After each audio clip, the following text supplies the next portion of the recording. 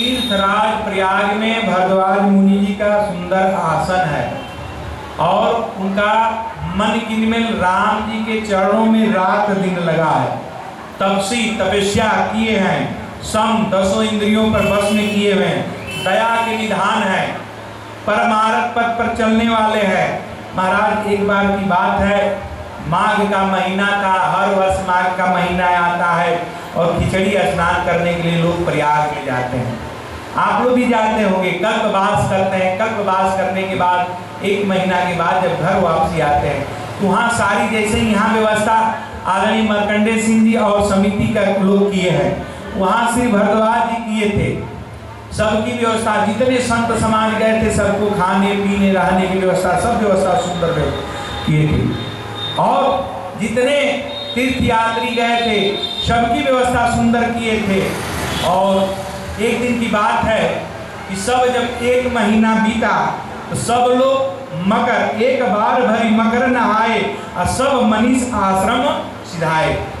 यानी अंतिम स्नान करने के बाद सभी मुनि लोग जाकर भरद्वाज जी से कहे कि अब हमकी विदाई करिए, हमारी कुछ विदाई होती है, आपके हम 1 महीना रहे। भरद्वाज जी सबकी विदाई की, जो यथाशक्ति सबको विदाई दी, सब लोग विदा लेकर चले गए। लेकिन एक मुनि थे, कौन मुनि थे?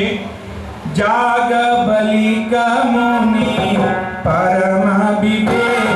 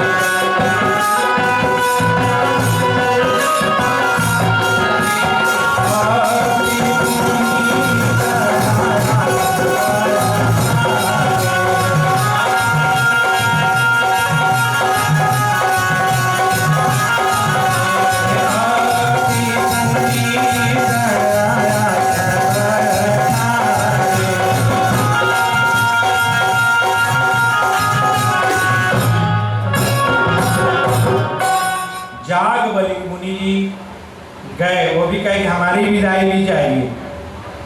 देखिए ये सिस्टम विदाई वाली प्राचीन है। कोई भी घर पर आगंतुक आता है तो उसकी विदाई करना ही चाहिए। कथा बता रहे, हम नहीं बता रहे हैं। ये मत सोचिएगा कि महाराज जी अपने फेर में पड़ गए, हम अपने फेर में नहीं है भाई। ये कथा बता रहे हैं कि जब जागबलिक जी गए, कहे कि सबकी विदाई तो कर दिए, मेरी भी विदाई हो, मेरे भी चलने का समय आ गया।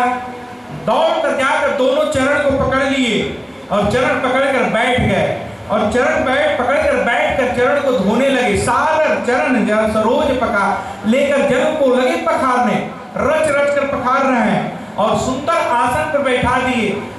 जागबली जी कहे भैया बात समझ में नहीं आवत है, आप हमको इतना सेवा कर रहे हैं, हम विदाई मांग रहे हैं और आप हमारी सेवा में लग गए, बात क्या है?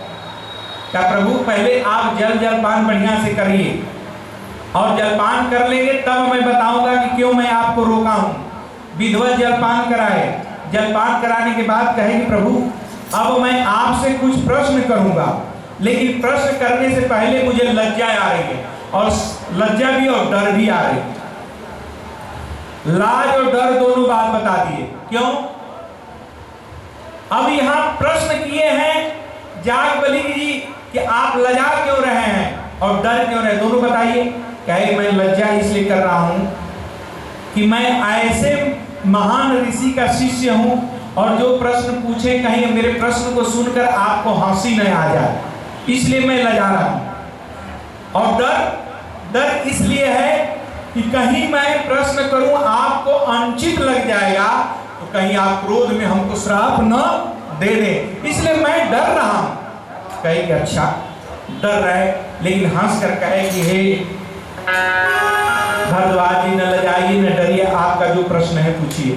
बड़ी बढ़िया बात है कि भगवान की कथा को पूछने में न शर्म न डर नहीं करना, लेकिन कथा जो पूछिए महाराज तो जानबूझकर कुछ कहीं कहीं कथा होती है, लोग पूछते हैं, कुछ परीक्षण करते हैं परीक्षा लेने के लिए, इस दृष्टि से कथा नहीं पूछी जाती है। इसी से डर रहे थे भरद्वाज जी की, कहीं जागबली जी ये न सोच ले कि मेरी परीक्षा लेने के लिए मुझसे कथा पूछ रहे हैं, यही डर था। आज बात स्पष्ट हो गई। अब आगे की कथा में आता है कि कहे कि ना आप डरिए न लजाइए, आपको जो है पूछिए, मैं तैयार हूं बताने के लिए। तो पूछ रहे हैं, राम राम कवाना प्रभु पूछहु तो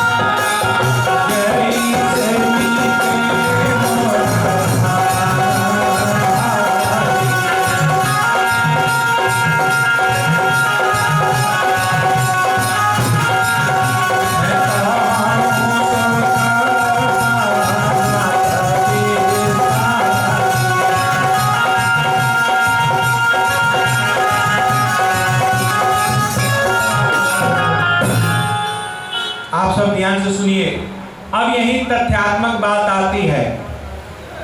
आखिर में भरद्वाज जी हैं कौन? परम विवेकी हैं, पहले सुने। तपसी हैं, सम है, दम दया के निधान है। क्या वो राम कथा नहीं जानते थे महाराज? जानते थे। जो जानता है वही सुनता है, और जो नहीं कुछ जानता है वही बकता है। अरे हम कल कुछ जानते नहीं। टीवी पर आप देख रहे होंगे, जो रामचरितमानस को कभी नहीं पढ़ा होगा वही रामचरितमानस की व्याख्यान करने के लिए मंच पर खड़ा है।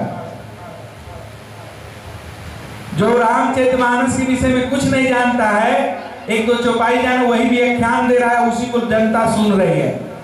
मैं तो कहता हूं कि जो रामचरितमानस का एक बार खाली मासा पारायण कर ले तो उसके बाद उसको रामचरितमानस के विषय में कुछ बोलने को रह ही नहीं जाएगा, तो कुछ बोल ही नहीं पाएगा। भरद्वाज जी हैं कौन? ये वाल्मीकि जी के परम शिष्य हैं, और जहां से राम कथा की उत्पत्ति हुई वही उसको संग्रह करने वाले भरद्वाज जी हैं। अब इसको भी जान लीजिए कि कैसे संग्रह किए। जब वाल्मीकि जी तमसा नदी के किनारे गए थे, एक दिन की बात है, जब पहुंचे तो कौच पक्षी नर मादा जोड़ा खा रहे थे। एक बहेलिया आया, धनुष पर बाण चढ़ाया और कौच पक्षी में नर को अपने बाणों से बेध दिया। जब वो मरा, तेज उसके मुख से आवाज निकली। उसके करुण क्रंदन को सुनकर मादा जो चिड़िया थी, कौच पक्षी, विलाप करने लगी। उसके विलाप को सुनकर वाल्मीकि जी से बर्दाश्त नहीं हुआ, और वाल्मीकि जी ने के मुख से एक श्लोक निकला। काव्य, पहली रचना, पहली कविता वाल्मीकि के मुख से निकला। अब विचार करने वाली बात है कि कोई खूब क्रोध में हो महाराज और उसे कहा जाए कि आप एक गीत सुना दीजिए, सुनाएगा? आप लोग बताइए, आप मानिए साहब, आप क्रोध में हैं, आपसे कहा जाए कि तने वो भजन गा दे, आप गा दे? भजन नहीं निकलेगी मुख से। लेकिन इतनी सुंदर काव्य निकला। पीछे भरद्वाज जी खड़े थे, कहे कि मेरे गुरु जी के मुख से इतना सुंदर ये क्या? ये तो श्राप दे रहे हैं। लेकिन ये श्राप तो नहीं है, ये तो कोई काव्य है। 24 अक्षर की वो श्लोक था महाराज, उसको पहला नोट करने वाले श्री भारद्वाज जी हैं। उस काव्य की रचना जब भई, पहली रचना भई, तो उसको नोट करने वाले, संग्रह करने वाले श्री भारद्वाज जी हैं। आज वही भारद्वाज जी प्रश्न कर रहे हैं। क्यों कर रहे हैं? उनको करना चाहिए। जहां से राम कथा की उत्पत्ति भई और उत्पत्ति के संग्रह करता श्री भारद्वाज जी, और वही प्रश्न कर रहे हैं। क्यों कर रहे हैं? क्योंकि उनको राम कथा सुनना है, इसलिए प्रश्न कर रहे हैं। राम कथा नहीं सुनना होता तो प्रश्न नहीं करते, वो भी कहते कि हम तो कथा जानते ही। आज यही लोग कहते हैं हम तो कथा जानते ही, कहा जाए हम यहीं से सुन ले, टीवी में सुनते हैं। टीवी में सुनिए, दूर से सुनिए, उसका कोई मतलब नहीं। जब तक व्यासपीठ के सामने बैठकर कथा नहीं सुनेंगे कोई फल मिलने वाला नहीं है। रात दिन मोबाइल में सुनते रहिए, अब परेशान रहेंगे। लेकिन जब 9 दिन बैठकर व्यास पीठ के सामने पंडाल में बैठकर कथा सुनिएगा, उसका फल और उसका अंतर मिला लीजिएगा। बोलिए सीताराम महाराज की जय। भारद्वाज जी कहें कि प्रभु मेरा यही प्रश्न है कि राम है कौन? एक राम को तो मैं भी जानता हूं। एक राम अयोधेश कुमारा, अतिन कर चरित विदित संसारा। उस राम को तो मैं जानता हूं जिनका पूरा संसार जानता है।